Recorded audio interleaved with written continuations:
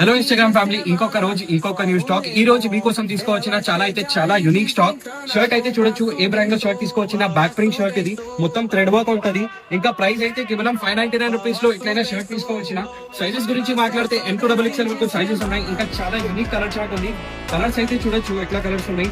Light green, light grey, white, mustard colour, black colour. Fabric అయితే చూడొచ్చు, premium linen fabric ఉంటది.